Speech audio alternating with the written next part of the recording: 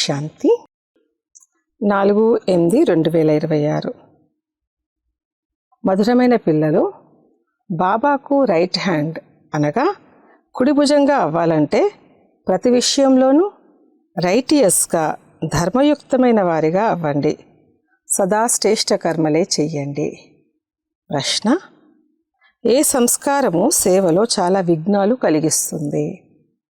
జవాబు: భావ స్వభావాల కారణంగా పరస్పరంలో ద్వైతమతం యొక్క సంస్కారాలు ఏవైతే ఏర్పడతాయో అవి సేవలో చాలా విఘ్నాలు కలిగిస్తాయి. రెండు మతాల వలన చాలా నష్టం కలుగుతుంది.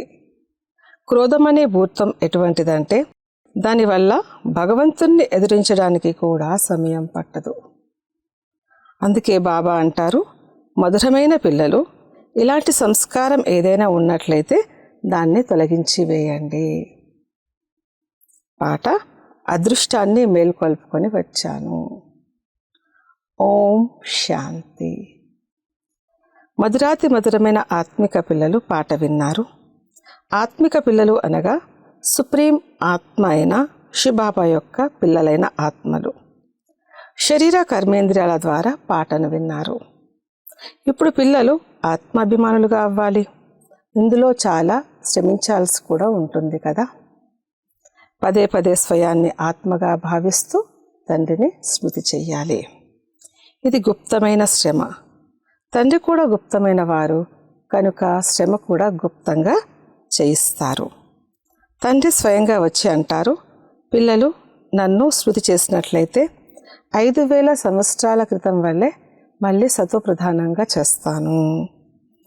పిల్లలు అర్థం చేసుకుంటారు, ఇంతకుముందు మేమే సతోప్రధానంగా ఉండేవారము, ఇప్పుడు మళ్ళీ మేమే తమోప్రధానంగా అయ్యాము, ఇప్పుడు తప్పకుండా మళ్ళీ మేమే సతోప్రధానంగా అవ్వాలి.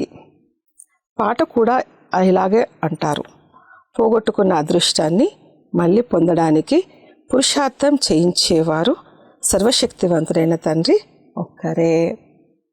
ఎందుకంటే వారు అందరినీ పావనంగా తయారు చేస్తారు కదా.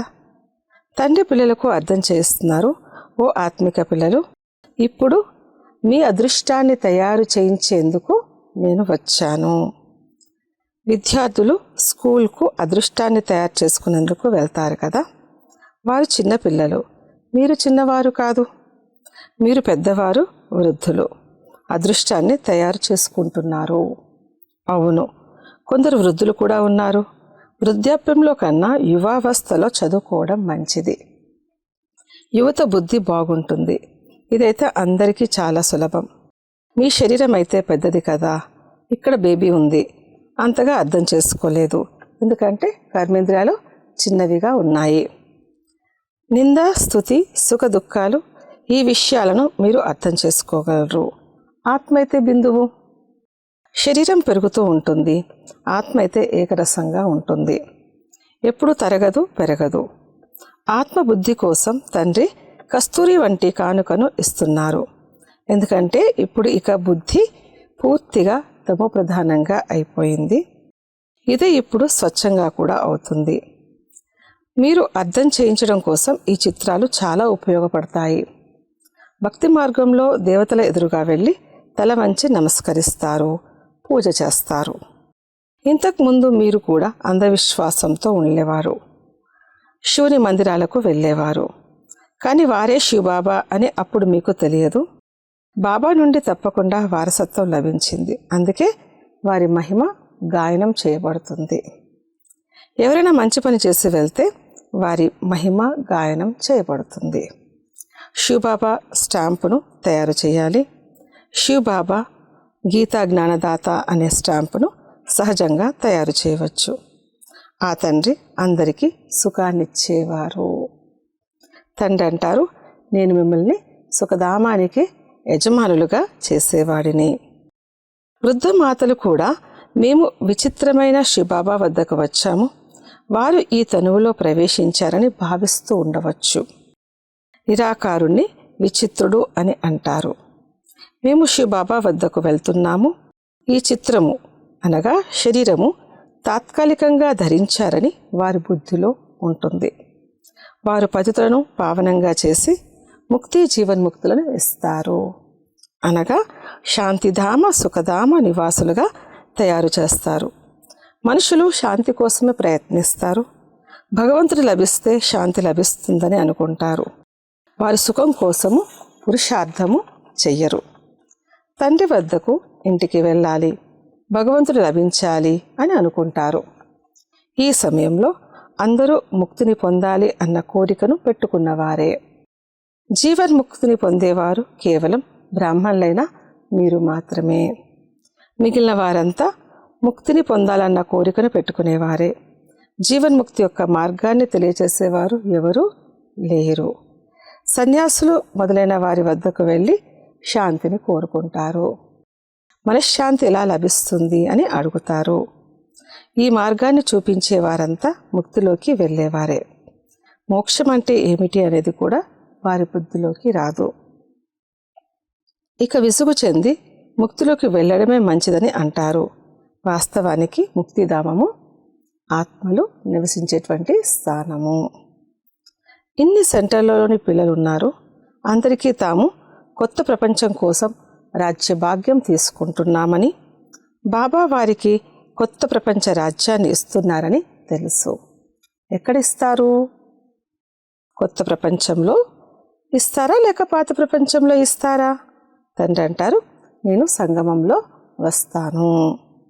నేను సత్యుగంలో కానీ కలియుగంలో కానీ రాను, ఈ రెండిటి మధ్యలోనే వస్తాను. తండ్రి అయితే అందరికీ సద్గతి దాత కదా. అంతేకాని దుర్గతిలో వదిలేస్తారని కాదు. సద్గతి మరియు దుర్గతి రెండూ కలిసి రావు. ఈ పాత ప్రపంచము వినాశనం అవ్వనున్నదని పిల్లలకి తెలుసు. అందుకే దీని పట్ల ప్రేమను పెట్టుకోకూడదు. తప్పకుండా ఇప్పుడు మనము సంగమయుగంలో ఉన్నామని, ఈ ప్రపంచం మారనున్నదని బుద్ధి చెప్తుంది. ఇప్పుడు తండ్రి వచ్చి ఉన్నారు. తండ్రి అంటారు, నేను కల్పకల్పము సంగమయుగంలో వస్తాను. మిమ్మల్ని దుఃఖం నుండి విడిపించి హరిద్వారానికి తీసుకువెళ్తాను. ఇది జ్ఞానానికి సంబంధించిన విషయం. హరిద్వారము శ్రీకృష్ణు ద్వారము అని, కృష్ణపురి అని అంటారు. అచ్చా, దాని వెనుక మళ్ళీ లక్ష్మణ జూలాను కూడా పెట్టారు. ముందు హరిద్వార్ వస్తుంది, సత్యుగాన్ని హరిద్వారము అని అంటారు. తర్వాత రామ లక్ష్మణులు మొదలైన వారిని చూపించారు. అలాంటి విషయం ఏమీ లేదు.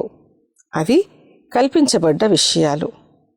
రామునికి ఎంతమంది సోదరులను చూపించారు? 4 సోదరులైతే ఉండరు. 4, 8 మంది సోదరులైతే ఇక్కడ ఉంటారు. ఒకవైపు ఈశ్వరీయ సంతానంగా ఉన్నారు, మరోవైపు ఆసురి సంతానంలో ఉన్నారు. శివబాబా బ్రహ్మ తనువులోకి వచ్చారని ఇప్పుడు మీకు తెలుసు. శివుడు తండ్రి, బ్రహ్మ ఏమో పెద్దన్నయ్య, వారు ప్రజాపిత. శివబాబా ఆత్మలందరి తండ్రి, వారు అనాది అయినవారు. వారు ఈ సమయంలో బ్రాహ్మణులను రచించారు. శివబాబా శాలిగ్రామాలని రచిస్తారని కాదు, అలా కాదు. శాలిగ్రామాలైతే అవినాశిగా ఉండనే ఉన్నాయి. తండ్రి వచ్చి కేవలం పవిత్రంగా చేస్తారు. ఎప్పటి వరకైతే ఆత్మ పవిత్రం అవ్వదో అప్పటి వరకు శరీరం ఎలా పవిత్రంగా అవుతుంది? ఆత్మలమైన మనము పవిత్రంగా ఉన్నప్పుడు సతో ప్రధానంగా ఉండేవారము. ఇప్పుడు అపవిత్రంగా తమో ప్రధానంగా ఉన్నాము. మళ్ళీ సతో ప్రధానంగా ఎలా అవ్వాలి? ఇది సహజంగా అర్థం చేసుకునే విషయము. ఈ సమయంలో మీలో మాలిన్యం చేరడంతో పతితంగా తమో ప్రధానంగా అయిపోయారు. ఇప్పుడు మళ్ళీ సతో ప్రధానంగా అవ్వాలి. లెక్కాచారాలను సమాప్తం చేసుకుని అందరూ శాంతిధామానికి మరియు సుఖధామానికి వెళ్తారు. ఆత్మలు నిరాకారి ఇంటి నుండి ఎలా వస్తాయి అనే దానికి స్మృతి చిహ్నంగా క్రిస్టియన్లు వర్షంలో బల్బులు పెట్టి పండుగలు జరుపుకుంటారు. అవి అన్ని ధర్మాలకు సంబంధించిన రకరకాల శాఖలని మీకు తెలుసు. అక్కడి నుండి ఆత్మలు నెంబర్ వారుగా ఎలా కిందకు వస్తారనే జ్ఞానం మీకు లభించింది. ఆత్మలైన మన ఇల్లు శాంతిధామము. ఇప్పుడు ఇది సంగమయుగం. అక్కడి నుండి ఆత్మలందరూ వచ్చేస్తారు. తర్వాత అందరూ వెళ్తారు. ప్రళయం అయితే జరగదు. మనము బాబా ద్వారా అదృష్టాన్ని తయారు చేసుకునేందుకు, స్వరాజ్యాన్ని మళ్ళీ తీసుకునేందుకు వచ్చామని మీకు తెలుసు. ఇది కేవలం నామమాత్రమైన విషయము కాదు, స్మృతి ద్వారానే వారసత్వం లభిస్తుంది. తండ్రి అంటారు, దేహసహితంగా దేహానికి సంబంధించిన మిత్ర సంబంధీకులు మొదలైన వారెవరైతే ఉన్నారో అందరినీ మర్చిపోండి.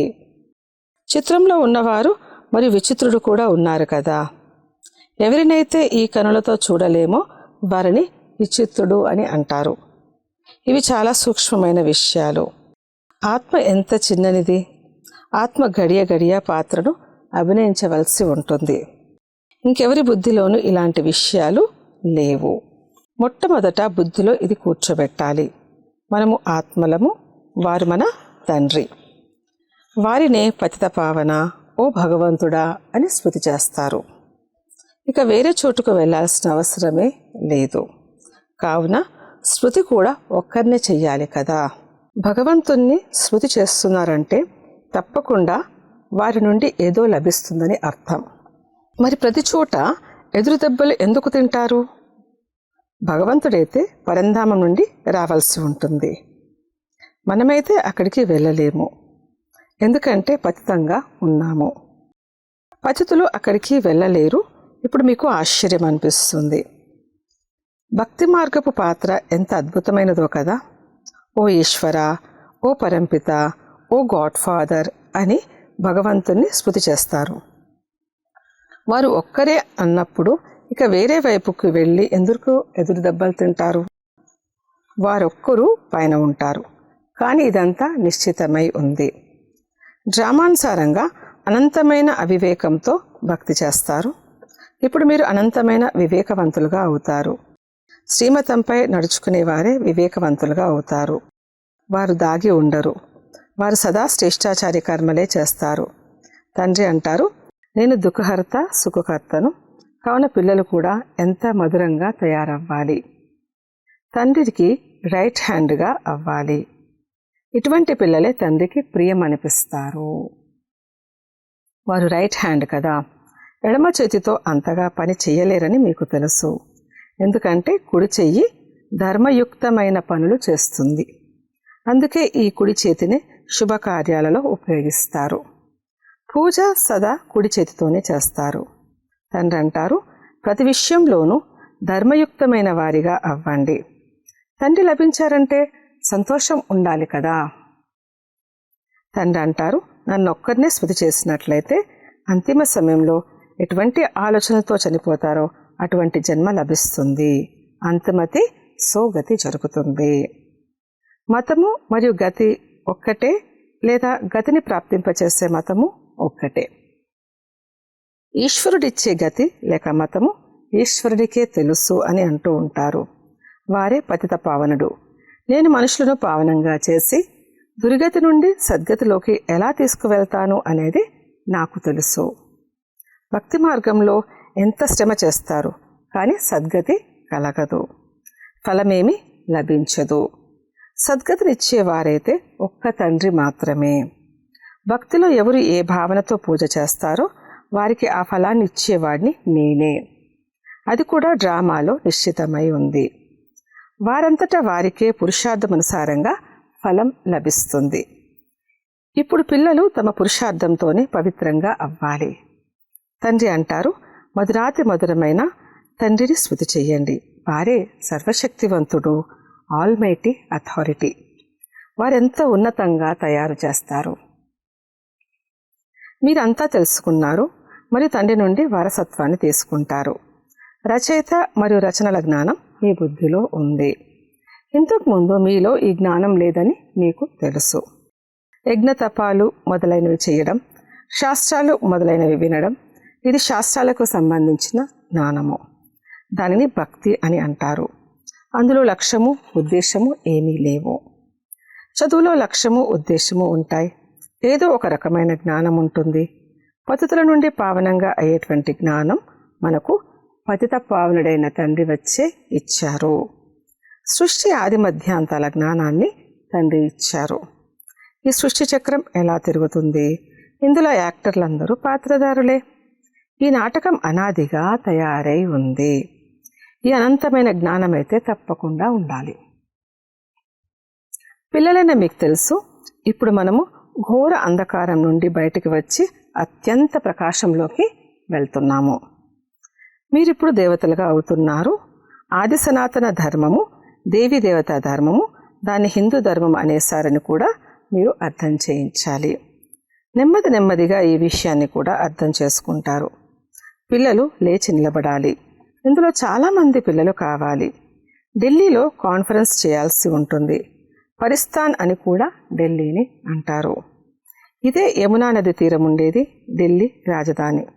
ఎంతోమంది చేతుల్లోకి వచ్చింది. దేవతల రాజధాని కూడా ఇదే. ఢిల్లీలో చాలా పెద్ద కాన్ఫరెన్స్ జరగాలి. కానీ మాయ ఎలాంటిదంటే అలా జరగనివ్వదు. చాలా విఘ్నాలు వేస్తుంది. ఈ రోజుల్లో భావ స్వభావాలు కూడా అనేకమైపోయాయి కదా. పిల్లలు పరస్పరము కలిసి సేవలో నిమగ్నం అవ్వాలి. ఆ మనుషులు కూడా పరస్పరం కలవకపోతే రాజ్యాలే పోతాయి. 2 పార్టీలు అయిపోతే రాష్ట్రపతిని కూడా తొలగించేస్తారు. ద్వైత మతము చాలా నష్టం కలిగిస్తుంది. అప్పుడు ఇక భగవంతుణ్ణి ఎదిరించడానికి కూడా వెనుకాడరు. చాలా నష్టపోతారు. క్రోధం అనే భూతం వచ్చిందంటే ఇక అడక్కండి. అందుకే బాబా అంటారు, బెల్లం గురించి బెల్లానికి మరియు బెల్లం సంచికి మాత్రమే తెలుసు. తండ్రి పిల్లలకు సృష్టి ఆది మధ్యాంతాల జ్ఞానాన్ని వినిపిస్తున్నారు. ఇప్పుడు ఇక ఎవరైనా ధారణ చేయడం చేయకపోవడం అనేది వారి పురుషార్థం పైన ఆధారపడి ఉంటుంది. అంతేకాని బాబా ఆశీర్వాదాలు ఇస్తారు లేక కృప చూపిస్తారు అని కాదు. ఇందులో కృప మొదలైనవి అడిగే విషయం ఏమీ లేదు. ఒకవేళ ప్రేరణతో యోగము మరియు జ్ఞానం నేర్పించేది ఉంటే ఇక నేను ఈ అశుద్ధమైన ప్రపంచంలోకి ఎందుకు వస్తానని తండ్రి అంటారు. ప్రేరణ, ఆశీర్వాదము ఇవన్నీ భక్తి మార్గం యొక్క పదాలు. ఇక్కడ పురుషార్థం చేయాల్సి ఉంటుంది, అంతేకాని ప్రేరణ యొక్క విషయం కాదు. మీకు 3 ఇంజన్లు ఒకేసారి లభించాయి. అక్కడైతే తండ్రి వేరుగా, టీచర్ వేరుగా లభిస్తారు. గురువు చివరిలో లభిస్తారు. ఇక్కడైతే ఈ 3 కలిసి ఉన్నారు. తండ్రి అంటారు, నేను మిమ్మల్ని పూజ్యులుగా చేస్తాను, మీరు తర్వాత పూజారులుగా అయిపోతారు. చాలా యుక్తిగా అర్థం చేయించాలి. అంతేకాని ఇతరులు మూర్ఛితులైపోయేలా చెప్పకూడదు. ముందుగా ఇద్దరు తండ్రుల విషయం ముఖ్యమైంది. భగవంతుడు తండ్రి వారి జన్మను శివ జయంతిని కూడా ఇక్కడే జరుపుకుంటారు. వారు తప్పకుండా స్వర్గానికి యజమానులుగా తయారు చేస్తూ ఉండవచ్చు. భారత్లోనే స్వర్గం ఉండేది.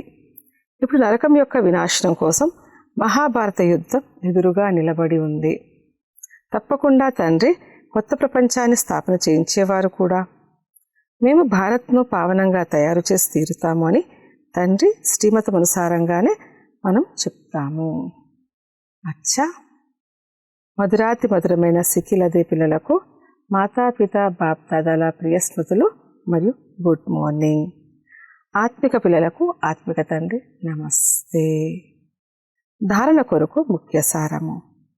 మొదటి పాయింట్, ఎలాగైతే తండ్రి దుఃఖహర్త సుఖకర్తగా ఉన్నారో అలా తండ్రి సమానంగా అవ్వాలి. చాలా మధురంగా అవ్వాలి. సదా శుభమైన కార్యాలను చేసి కుడి భుజంగా అవ్వాలి. 2, ఎప్పుడూ 2 మతాలుగా ఉండకూడదు. భావస్వభావంలోకి వచ్చి ఒకరినొకరు ఎదిరించుకోకూడదు. క్రోధమనే భూతాన్ని తొలగించి వేయాలి. వరదానము, స్వయం యొక్క స్మృతిలో ఉంటూ తమ ప్రతికర్మను నియమముగా తయారు చేసే అథారిటీ స్వరూప భవ. ఎలాగైతే సాకారంలో స్వయం యొక్క స్మృతిలో ఉండడంతో వారు ఏ కర్మనైతే చేశారో అదే బ్రాహ్మణ పరివారానికి నియమంగా అయ్యింది. స్వయం యొక్క నశాలో ఉన్న కారణంగా సాకారుని ద్వారా ఏదైనా వ్యతిరేక కర్మ జరిగినా కానీ నేను దాన్ని సరిచేస్తాను అని బాబా అథారిటీతో చెప్పగలిగారు. స్వస్వరూప స్మృతిలో ఉన్నట్లయితే ఏ కర్మ కూడా అస్సలు వ్యతిరేకంగా జరగదు అన్న నశ ఉంటుంది. అలా పిల్లలైన మీరు కూడా స్వస్థితిలో స్థితిలై ఉన్నట్లయితే ఏ సంకల్పం నడిచినా, ఏ మాట మాట్లాడినా లేదా ఏ కర్మ చేసినా అదే నియమంగా తయారవుతుంది. స్లోగన్, పవిత్రతా స్తంభాన్ని దృఢంగా చేసుకున్నట్లయితే ఆ స్తంభం లైట్ హౌస్గా పనిచేస్తుంది. అవ్యక్త ప్రేరణలు అపవిత్రత యొక్క బీజాన్ని కూడా సమాప్తం చేసి సంపూర్ణంగా స్వచ్ఛంగా అవ్వండి. ఒకవేళ బుద్ధిలో అశుద్ధ సంకల్పాలు లేక పాత సంస్కారాలు సంకల్పం రూపంలో టచ్ అయినా కూడా సంపూర్ణ వైష్ణవులు అని అనరు. ఏదైనా అకర్తవ్య కార్యాన్ని చూసినా కూడా ఆ చూసిన దాన్ని ప్రభావం ఉంటుంది, దాన్ని కూడా లెక్క తయారవుతుంది. ఆ లెక్క ఆధారంగా ఆలోచించినట్లయితే ఒకవేళ పాత సంస్కారాలు లేక అశుద్ధ సంకల్పాలు బుద్ధిలో టచ్ అయినా కూడా సంపూర్ణ వైష్ణవులు లేక సంపూర్ణ పవిత్రులు అని ఎలా అంటారు? అచ్చా. ఓం శాంతి.